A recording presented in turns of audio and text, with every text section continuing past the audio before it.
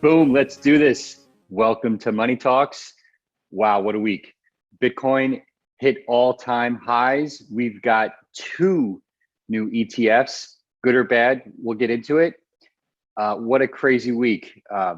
We're still flagging on some altcoins, which means I think we've got an altcoin season ahead of us. We'll get into that. We're going to get a pullback, I think, on Bitcoin and Ethereum before we rocket towards 100K. Whole bunch of news. I'll get into the market update a little bit later, give you my detailed reading on where I think all of this is going. And I do think we're going up and to the right, but not straight up and to the right, okay? So let's see.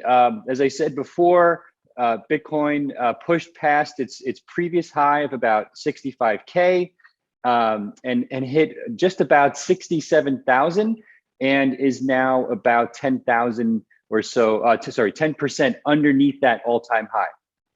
And I think we're going to get a pullback maybe into the mid 50s. And again, we'll get into my take there. I think that this whole kind of exchange traded product euphoria has probably worn off for a little bit. And that's not a bad thing. So let me explain what actually launched this week. All right. So this company called ProShares launched an ETF, which got approved by the SEC and is now tradable on US stock markets, okay? Generally, when you hear about an ETF, you're actually buying a stock or an underlying asset that gives you exposure to that asset, but through this other exchange traded product, or in this case, exchange traded fund.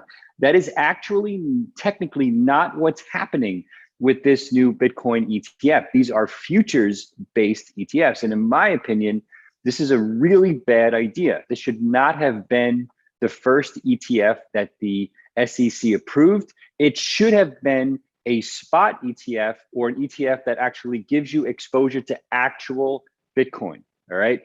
ETFs are volatile. They don't necessarily guaranteed move in sync with Bitcoin. There are issues with the volume of ETFs that can be traded. It looks like ProShares may actually be running out of futures contracts that it can pump into this thing. And you have a lot of retail investors that don't know what they're doing. Now, from a marketing perspective, I'm all in on Bitcoin, right? I will do anything I can to get the word out on Bitcoin. So in that regard, the ETF is fantastic. I just don't think it's the best way to get price exposure to Bitcoin. And I can assure you, that it's not the best way for institutions to get exposure to Bitcoin either, okay? So we'll talk more about ETFs in a little bit, but I really hope that the SEC changes their perspective on this and gives us a spot price ETF, not just a futures-based ETF. But I am not going to hold my breath for that, unfortunately. Let's see some other interesting news before we get to the next topic and next segment. Oh, Polygon, right? So DraftKings did a deal with Polygon where they're going to become a validator in their network. I thought this was really cool. Basically, with Ethereum becoming really expensive, Polygon as a fully compatible sidechain has been a really good low cost, high speed release valve effectively for some of the pressure that's really building up on Ethereum, right? And so it's pretty cool to see a company really in the gaming space and in the media space go after kind of layer two and realize that this NFT space is probably not going to work unless layer two also works. And so look, to the extent to which they get it, it's pretty interesting. And as I said, NFTs and stable coins and DeFi are going to continue to push the scaling limits of Ethereum as they continue to attract a huge number of users. And it's no surprise that OpenSea and some other NFT projects, right, have looked at other solutions beyond Ethereum layer one. And I think that's going to continue, okay? So kudos to both Polygon and DraftKings on that one. More regulation news, FATF, the Financial Action Task Force. Why do I care about the Financial Action Task Force? Well, many of the things that you have to do in terms of presenting an ID, limits, reporting that banks may have to do to various regulators are actually rules set by this international body of which the United States is a member.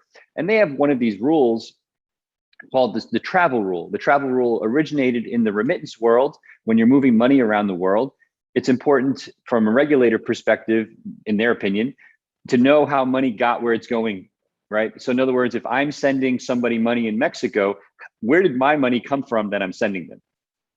And so in crypto, it's actually very difficult to comply with this so-called travel rule.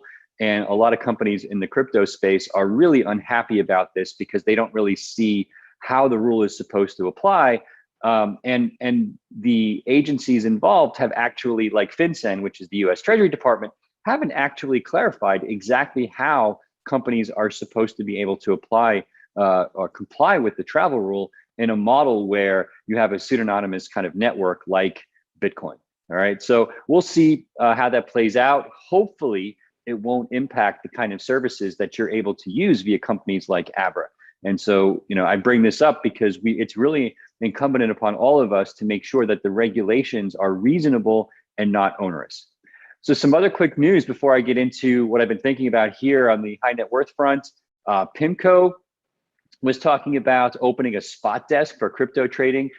They are massive, right? Managing trillions in assets. Binance had a problem. Apparently, Bitcoin crashed to like 8,200 for a couple of minutes, which is insane. Oh, Houston Firefighters Pension Fund. I was on Palm's show yesterday.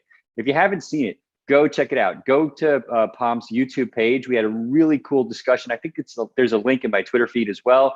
It was myself and Palm for about 45 minutes, and then Kevin O'Leary, Mr. Wonderful from Shark Tank, joined and gave his perspective on crypto. He's really all in. So it was pretty interesting to get his perspective on it. Very different from Mark Cuban's perspective, the other Shark Tank guy. So go listen to that. Pomp brought up that the Houston Firefighter Pension Fund has purchased about 25 million worth of Bitcoin. This is a big deal, right? I mean, pension funds are managing trillions of dollars. And this is the first time that one has publicly announced investing directly in the crypto itself, meaning they're not buying, an ETF. They're not buying futures contracts. They're actually holding Bitcoin. Okay. All right. So a bunch of other news. We'll kind of get into it when we get the market update later. But for the last few months, I've been spending a lot of time thinking about high net worth investors and how they think and use crypto. We have a really interesting set of customers at Abra because we have people. Some of you are in relatively poor countries, right? And we have people in very rich countries, all using Abra the same exact way. Whether you have $5 million in your Abra account or $5 in your Abra account, you mean the same to us. You really do, especially to me. Now, I think that we can all learn a lot from the habits of high net worth investors, how they manage money, how they invest. And I'm also very interested in how this relates to how they think about crypto. So maybe you've heard this phrase, family office, okay? There are, according to my estimates and research, probably 10,000 plus family offices globally, right? And probably 60 to 70% of those are in the US, right? You probably heard of, Bill and Melinda Gates's family office. There's a whole bunch of them, okay? Now, we've gone pretty deep in understanding this, and to that end, we've met with lots of people in this space. And one of the biggest experts I've come across is our next guest. So I've invited Angelo Robles onto the show.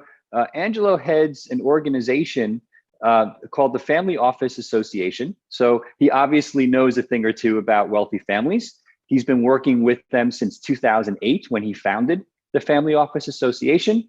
It's a global membership organization for ultra high net worth families. And we'll get Angelo's definition of what an ultra high net worth family is, and of course their family offices.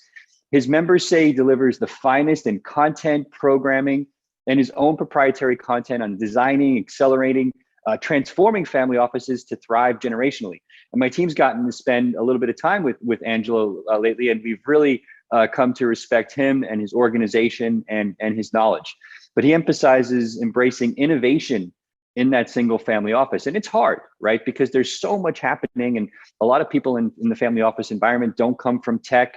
They don't understand exponential tech, but maybe that's where the opportunities are. Anyway, so he'll teach them how to create appropriate benchmarks, implement relevant technology, updating processes to align with best practices, et cetera, et cetera. Angelo is also the founder of the Effective Family Office think tank and the creator of Family Office Master Class Program Series. I hope I got that right. And he's frequently on outlets like Bloomberg News, Wall Street Journal. He has got a really cool podcast called the Angelo Robles Podcast on Apple, Spotify. You should check it out. So without further ado, Angelo Robles, welcome to Money Talks. Hello, Bill. It's a pleasure to be here. I think my video, let's make sure it's turned on properly. Yep. There it goes. We go. How are you? It's great to see you. I loved your open. Great I was taking notes and learning.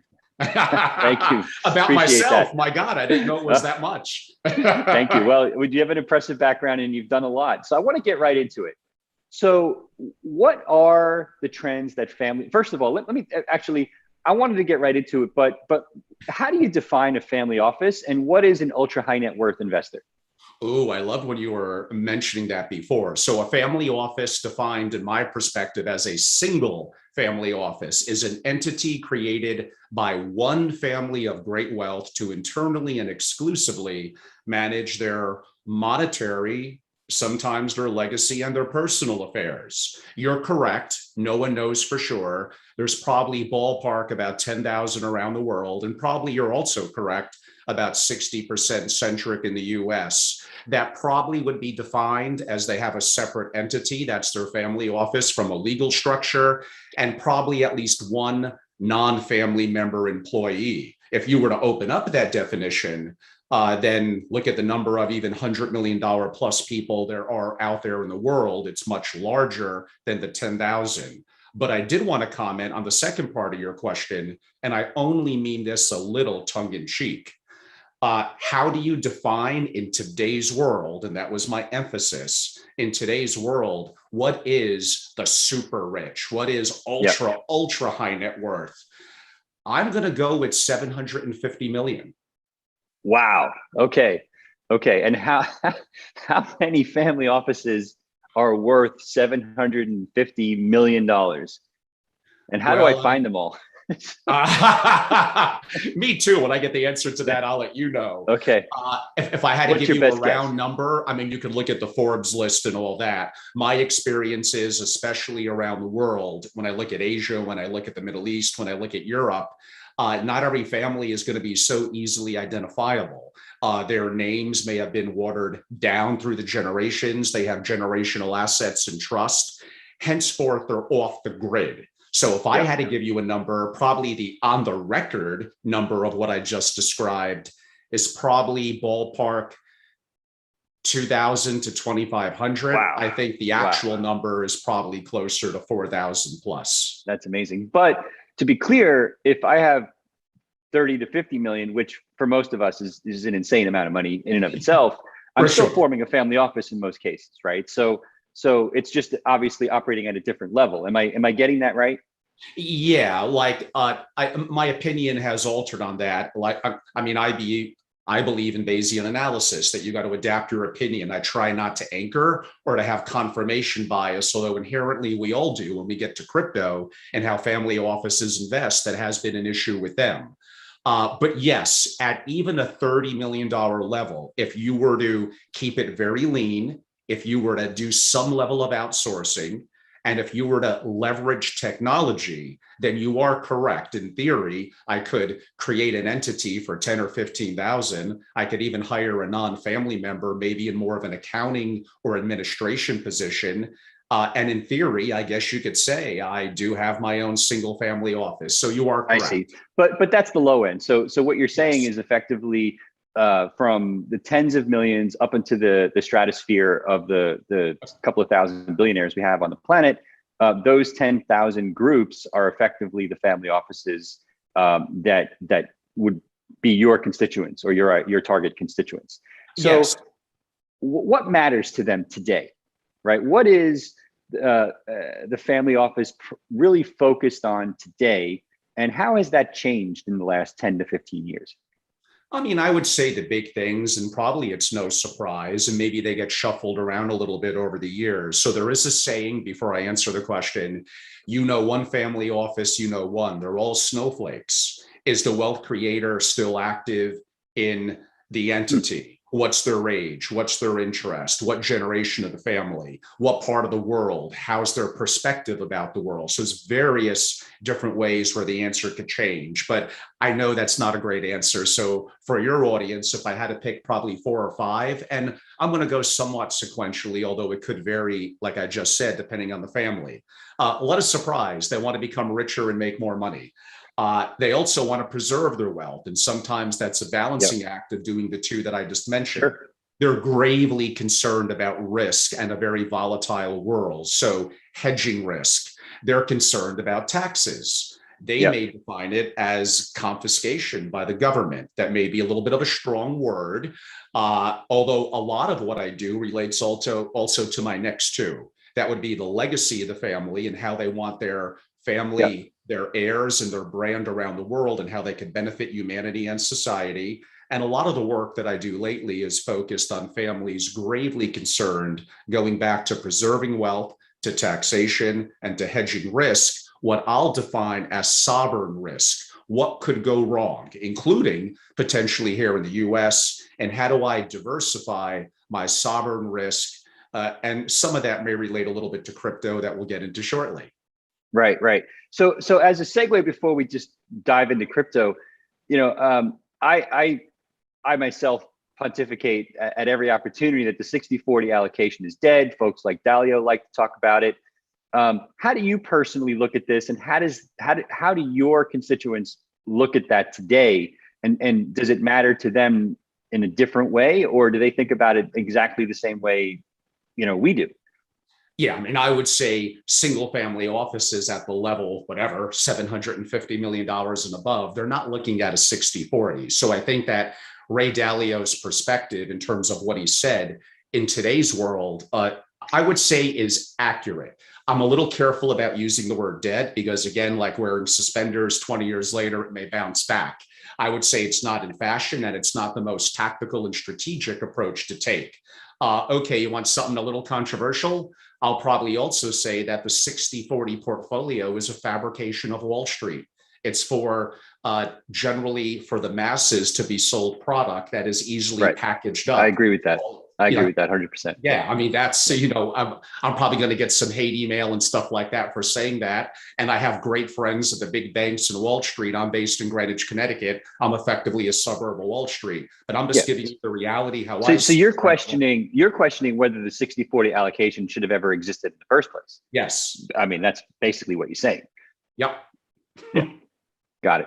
And now, though, given the inflationary environment we're in, right, regardless, assuming that they, care, right, how is that affecting how people in that world are thinking about portfolio allocation in general? Or does it? Sure. So I'll start with the inflation question. Someone that we both know, I had him on my podcast and my YouTube platform, which probably is my biggest platform. Simply, it's at Family Office on YouTube. So it's very easy to find it. Super cool. I had on Michael Saylor. And I completely, although I disagree with Michael on some things, I completely agree with him that the whole notion of inflation being whatever, 4 or 5% by our government, the US, telling us that, it's just incredibly unrealistic. It's incredibly individualistic. Now let's look at my audience. Let's go to the higher level again, the 750 million and above. They want to own and buy more stock. It's going up like crazy. They may want to buy and own more crypto. That's really going up like crazy. They maybe like to own homes in Malibu, the Hamptons, Miami, London. They like to own art. They may want to buy a soccer or football team. Everything I just mentioned, including some more basics like food, I'm looking at it for me. It's not going up 4 or 5%. So I agree with Michael. He actually said on my show, it's individualistic, of course, but for the people that we're talking about, it may be closer to 20 to 25%. I'm going to say it might even be 30 to 40%. It's way higher. Now that brings up the bigger picture problem of what you noted. How are most family offices investing? Now we have a problem. So here's some of the challenges. I'm going to let you into the insights of the family office world. You have the family that is being served by the family office. If it's technically a separate entity and as non-family members, again, they're non-family members. They're likely going to believe a little bit in the Warren Buffett philosophy of don't lose money, rule number one, and rule number two, remember rule number one. Now, on the surface, that sounds great. I hear you. But overall, if you're being hyper conservative and you're getting 5 to 7% returns, maybe in a portfolio, but that family's true inflation is whatever, 15, 20, or 30%, the purchasing power of that family, they're going to be like a frog in water. The first year or two or three, they're not really going to feel it. And then it's too late to jump out. And that's the problem. You have too many single family office CIOs that could be cronies of a principal that have been in the job a long time. They're well-meaning, they're trustworthy, but are they really keeping abreast of more modern tactical approaches to investing, to allocation, and we'll get to what's their knowledge of crypto assets? Yeah. So let's get into that. So how do they translate this issue? 20%, I mean, is an insane number, but I tend to agree with you. I think global middle class, it's probably low double digits, and upper middle class and higher middle class, it's even higher. And, did they put crypto in the inflation fighting bucket yet, or Bitcoin in that bucket? Or is it more like just simply a speculative bet at this point? It's, again, they're all snowflakes. I got old guard family offices with still an active, let's call principal or wealth creator. And I talk to them one-on-one, either in my research or meeting with them or consulting with them, and they'll surprise me. Oh, I've been in Bitcoin and Ethereum since 2017. I also have others where I'm scratching my head, and the answer is they appear to be really, really behind the times. If I had to give you some statistics from the research that I do, I would say among the ultra high net worth, the super rich, I would say in Asia is the highest penetration of some access to cryptocurrencies, ballpark about 60%. In Europe, it's about 50 to 55.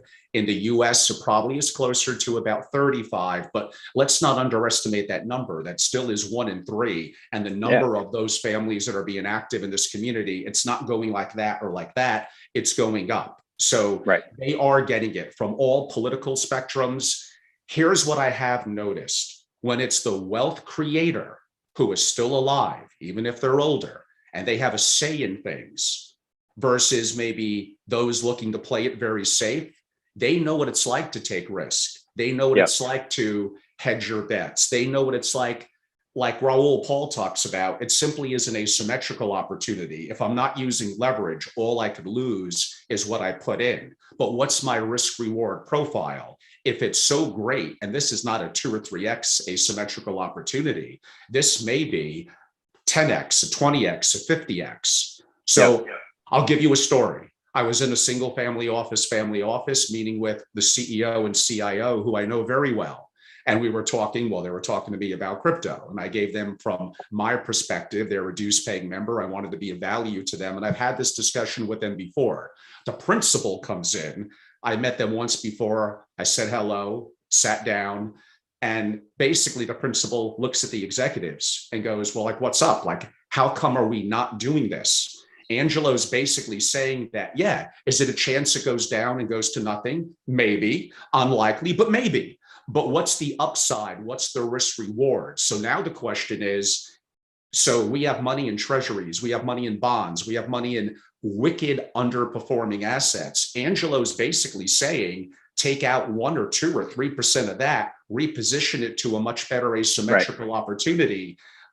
So he made a decision in 5 minutes that the executives, who are playing it very careful, very close to the vest, didn't really do the diligence they should. To be honest with you, we're taking months to make a decision on a tiny part of the portfolio. How do you hedge your bet? You start with a small amount of money that is relatively inconsequential to your bigger picture. Yep. Okay, so in other words, there's a whole bunch of people in these family offices who are probably paid based upon assets under management, maybe a little bit on alpha, and therefore they have no incentive whatsoever to think like the the actual owner, the patriarch of the family office, who you just described as the person who took the risks to create the wealth in the first place, who would intuitively get what you're talking about. Yes. And I'm not supposed to be discussing these things. The single family office world is very private. And I'm an advocate of the single family office and the executives that are dedicated and work hard. What I will say, and I have lots of resources to help them, is I'm extremely active in crypto assets, not just as someone who's put in 500 hours worth of research. I'm an investor. I'm very ingrained.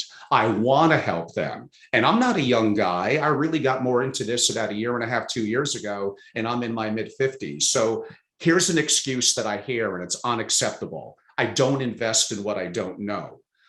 That's not a bad philosophy. Then how about this? How about you start to know?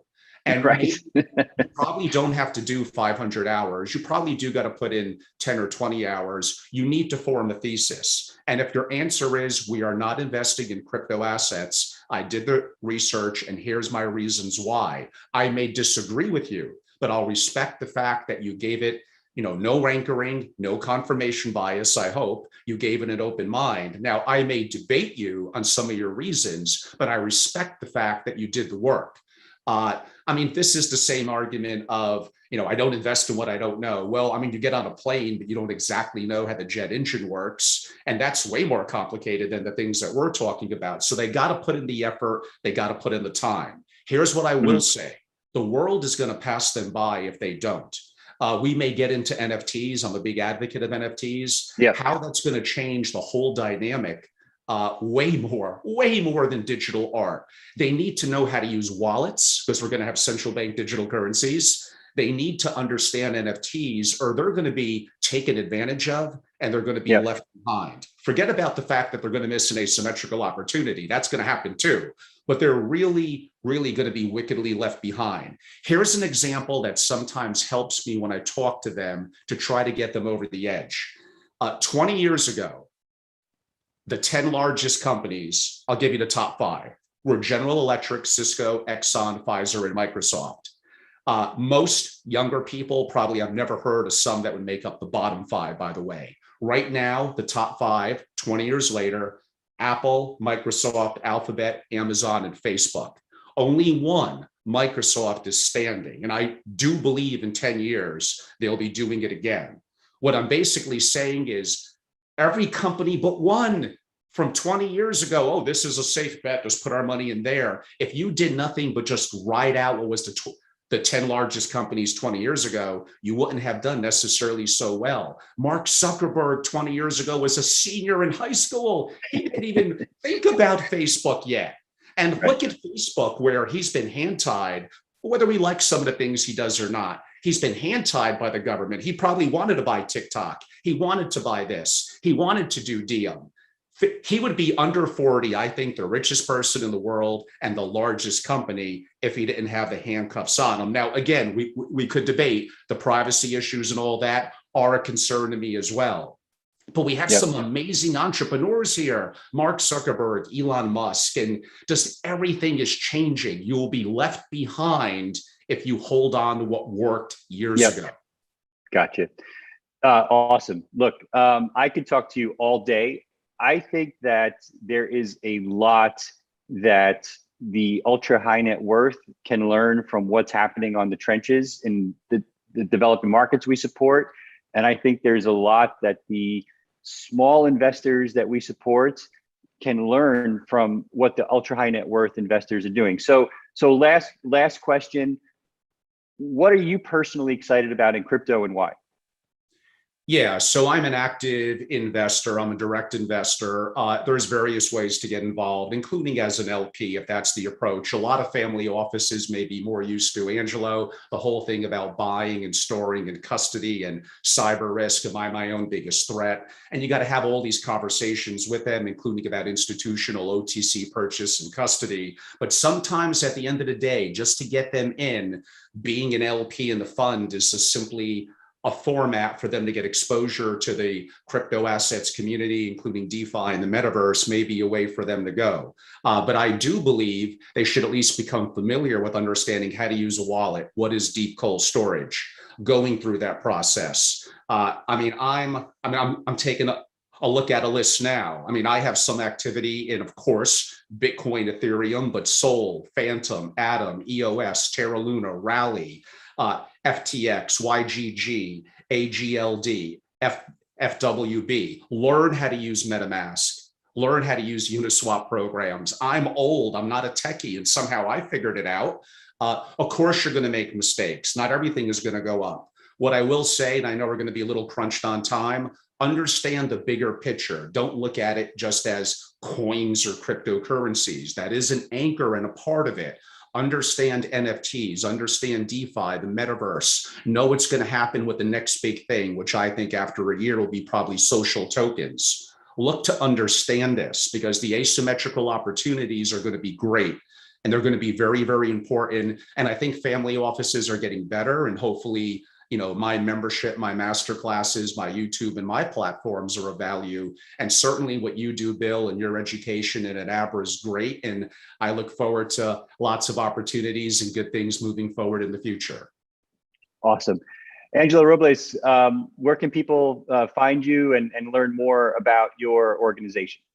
Sure. So we have some free resources. Very simply, I'm the Angelo Robles podcast on Apple and Spotify. The latest podcast is a person that that I believe made the introduction, and that would be, we had 2 hours with Tony Robbins, who's very active as an investor, and that was most of our dialogue, and 2 people that are very integral to his investment and family office team. So that was great. I'm probably most active on YouTube. Again, like I said earlier, my channel is simply Family Office. You could find it. And for those that may be more of a family office level and want to get more interaction with their peers and be a part of our group and one-on-one with me in our master classes, we're simply familyofficeassociation.com.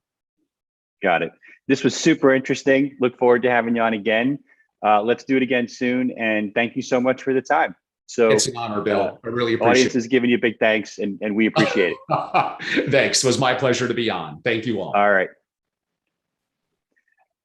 Okay, so let's see. That was awesome. So we're going to get to the market analysis. We're going to talk about crypto perks. And let's see. I think we've got don't forget to like and subscribe. Please, right now, click the like button and click the subscribe button. We got to get to that 20,000 subscriber number. All right, so I think we're good there. Let's look at how to trade while we queue up the next segment here. Let's queue it up. Trading on Abra is easy. Just click the exchange button. Tap the source you'd like to trade, tap on what you'd like to trade it for, type in the amount, then click trade. Tap, type, trade. Totally easy on Abra.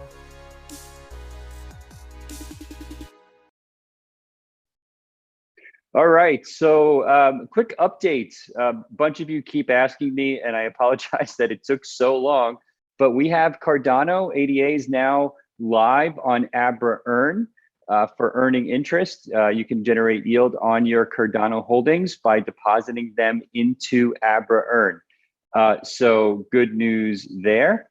And yeah, so I really enjoyed. If you go back to our YouTube channel, I really enjoyed our conversation with Charles from a few weeks ago. It's one of our most popular videos. You should definitely check it out. By the way, there's an older video from the year before with Vitalik, which is, I think, is still our most popular video ever. And it's pretty interesting to compare the two. I've had people watch them both and send me thoughts on that. So just a couple of reminders. Cardano has been in the news a lot lately, right? They recently implemented their DeFi model back in September, which includes an upgrade to enable smart contracts, which is pretty cool. They've got this smart contract language called Plutus, which also happens to be the name of our holding company for Abra. and it's written in this language called Haskell. It's very different from other platforms that are really meant to be more about rapid deployment, scalability. Cardano takes a very academic approach to this, which I think is going to resonate with a lot of companies that may have a lot of concerns about risky smart contract deployments. And so I'm bullish on a multi-chain future. And I am growing more and more confident that Cardano is going to be one of those chains in the multi-chain future. Everyone is passionate about the project they support. I get a lot of, I would say, I'll just call it feedback from all of you about why would I support this project or that project. I'm not writing checks. I'm not here to shill. I'm simply here to explain to you why I personally think it's interesting. I have traded in and out of Cardano. I do hold a small amount. It's almost nothing compared to my Bitcoin, but I think the project is very interesting. Okay, so check out Cardano on Abra Earn. Here's a clip that I think is pretty interesting from Charles and I talking before. The basic idea is that the price of ADA goes up, K increases, and K is the amount of ideal stake pools in the system. So K right now is set to 500, but we actually have over 3,000, but the top 500 actually make the most profit. And then as the value goes up, K can increase. So actually the system gets more decentralized over time relative to the price. And it's the opposite with Bitcoin. So that's one great dynamic. The other part of it is that delegation doesn't require bonding. So that's a common thing we see with other cryptocurrencies that are in a proof of stake space. Because we did all the research, we figured out you don't need to lock your tokens in order to stake them. So you have your wallet, you just click a button, which pool you like, and eventually multi-delegation's coming next year.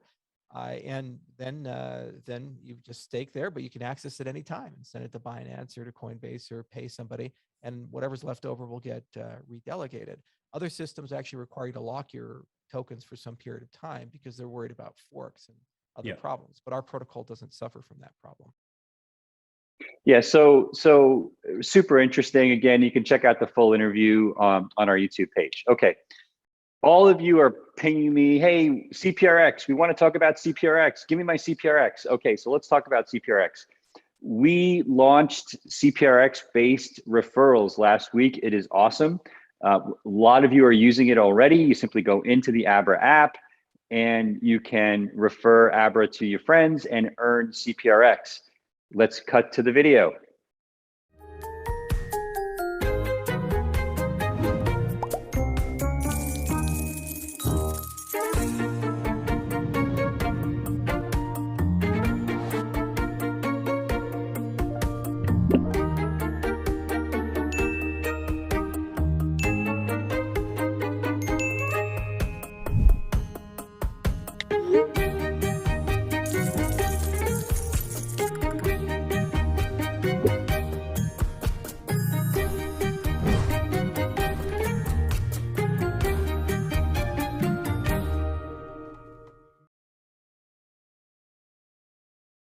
Okay, so start sharing, right? You want to earn Cprx. It's what I'm doing now. You just share the link that you get in the app, like you saw, and like manna from heaven, you're going to earn your Cprx. Super cool. Okay, so I'm going to share my screen here, and we'll get into a little bit of a market update, which I'm very excited about, as you know. So give it a second here. All right, so we're looking at the Bitcoin one-day charts. As you can see, it is still in super bullish mode. We basically went from the trough of 30K back in late July, all the way up to 67-ish thousand a couple of days ago. And we've got a very reasonable, healthy pullback. And we're sitting at right about 61,000. I was expecting a pullback at about 65,000. Down to, let's say, over here. Actually, I expected it to happen a little faster, to be honest with you, because I did expect us to go higher in October. It may still happen. We've got 9 days to go. So if we get the pullback tomorrow, I could easily see a slingshot higher again. But this baby is really ready to explode. And the reason I say that is if you look at the run-ups over here, when we had the 5x run-up in early this year, it's a very different market right now.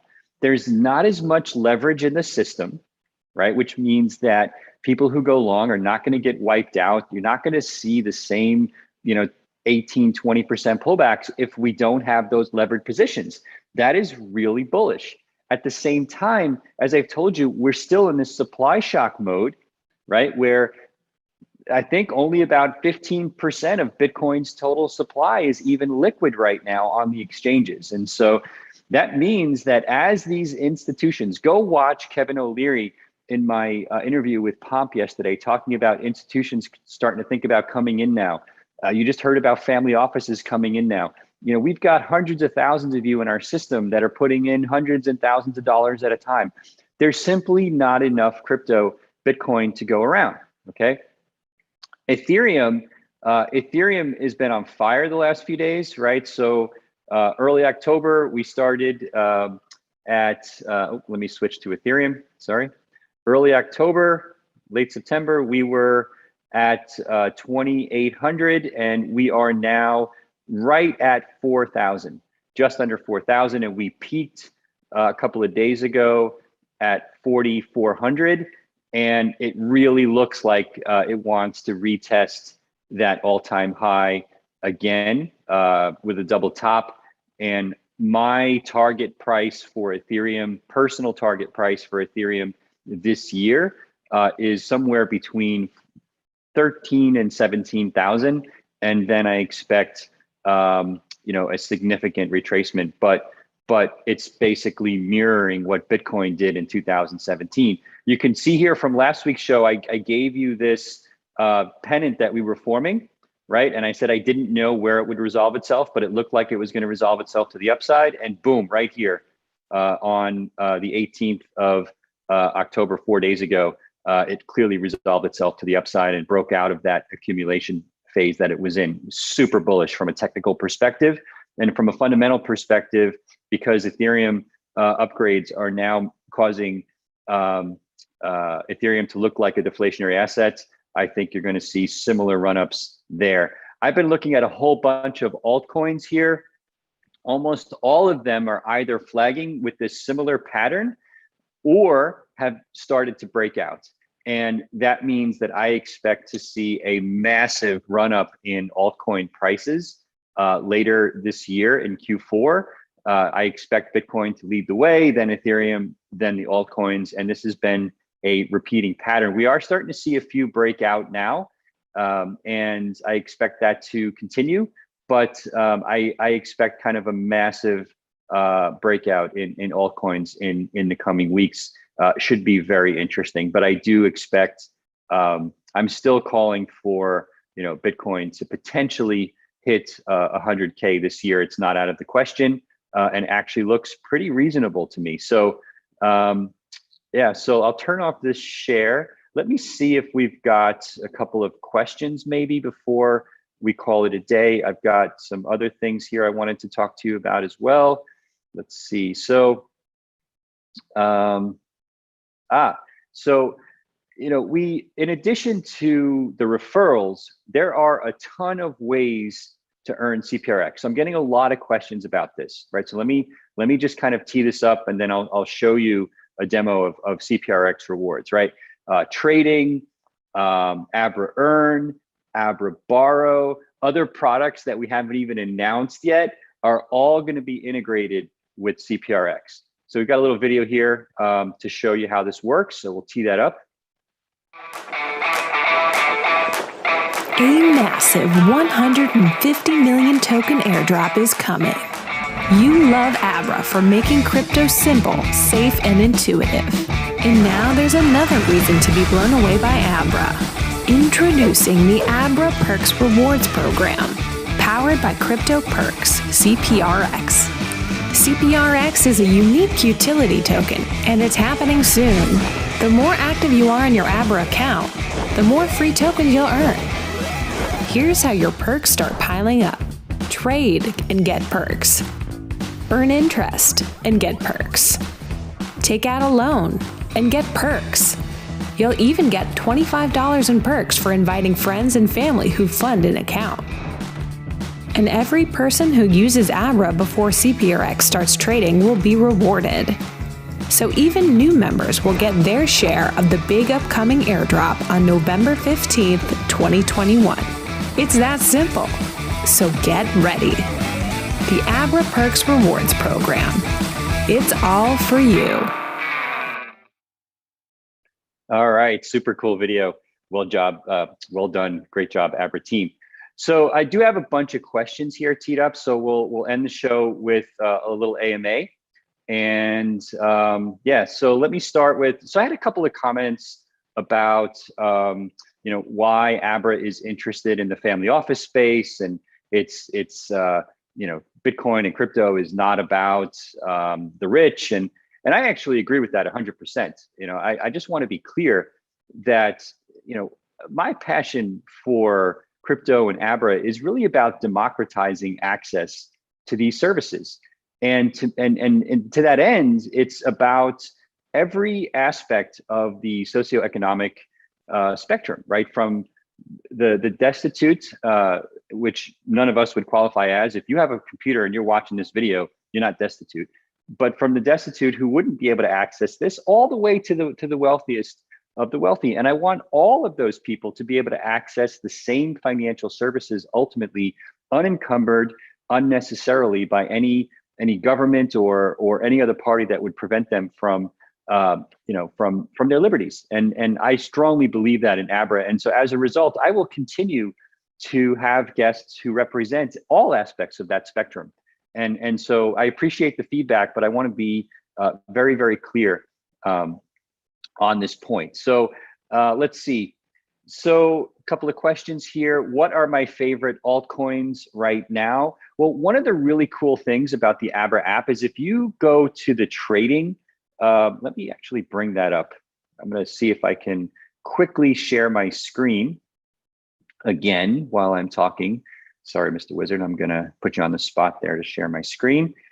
And what I want to show you is we have this feature in the app that lets you look at the top performing cryptocurrencies at any given time. So if you click on the Add Assets button at the bottom of the screen, you can actually sort by both market cap and one-day price change. So if I click market cap, obviously I see Bitcoin, Ethereum, Cardano as the largest. And if I go to one-day price change, that means that over the last 24 hours, BTM is up 90%. Sipcoin is up 24%, and you can get a feel for what's moving. And then what I do is I often click on the charts, I dig in a little bit, and do a little bit of a technical analysis. But a lot has been up a lot lately, right? So there's a lot to see there. So all right, I'm gonna I'll leave this up for a minute in case there's other questions related to that.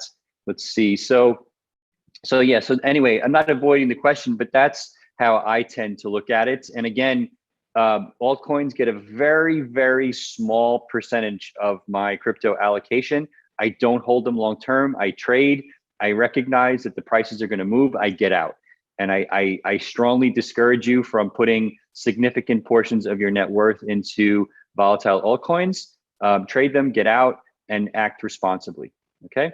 Is Abra possibly entering the NFT space? So Nikita, great question.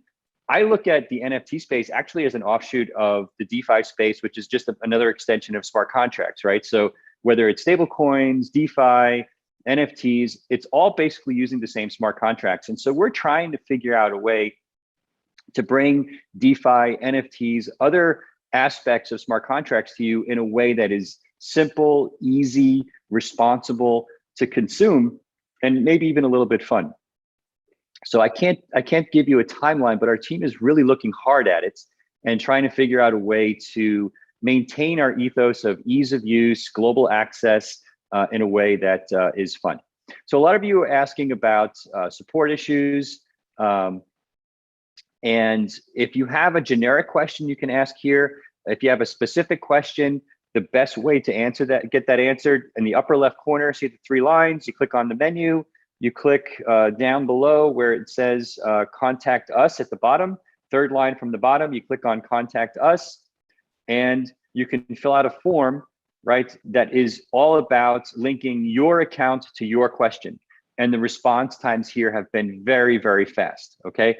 If you have an older question from, I don't know, whatever, for whatever reason, you can't find an answer to, ask it again using this form, okay? All right, so hopefully that's clear. Please use it, it's great. And let's see, what else? Let's see.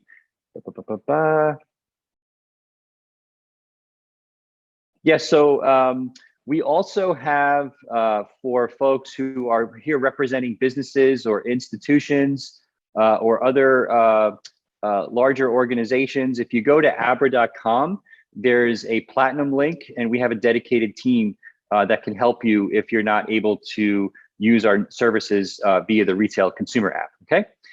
Some of you are a little confused about Cprx and the timing there, so let me clarify that.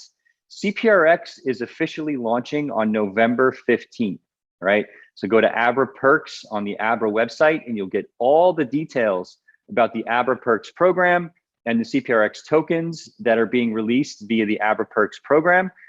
On that day, on November 15th, you should start to see Cprx balances show up in the Abra app, and we're gonna have a lot more to talk to you about in the next few weeks before it launches, about how it works, the way you're gonna earn interest, and a bunch of other hopefully really interesting bonuses for you for being early Abra customers, okay? All right, I'm always getting the standard questions about when are we gonna launch this coin or that coin. We don't pre-announce tokens. The best thing to do is to go into the app when you click Add Assets. If you search, one of you was asking for Thera, so I'll type in Thera. We don't have Thera, so I click, I can't find what I'm looking for. I say, Thera, and I click Submit Request, and now the team has my request that I want to see Thera. So that tells us what you're looking for that you're not finding in the app, okay? So please use that feature. All right, so we're going on an hour. Great show as always. Thank you to the great Abra team for the hard work on getting Abra Perks live and the referrals. We're super excited about it. Really excited to show you the rest of Abra Perks in the coming days. And yeah, in the meantime, have a great weekend. Stay safe, and we will see you next week on Money Talks. Thanks, everyone.